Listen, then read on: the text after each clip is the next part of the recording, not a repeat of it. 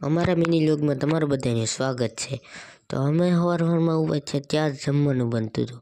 તે જમવાનું બનતું હતું ને તે મને ને મારા કાકાને લાગી ભૂખ। તે પછી અમે બેસી ગયા જમવા।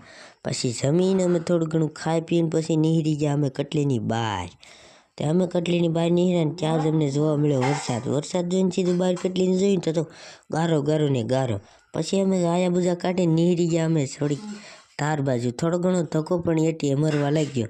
પછી અમે સીધી ગયા પૂછી ગયા ધારે પહોંચીને જોયું ત્યાં જ અમને જોવા મળ્યું હનુમાન દાદાનું મંદિરે માણસ સવારમાં હાલીને જતા હતા। ત્યાંનો જ અમે સીન બતાવવા માંડ્યા।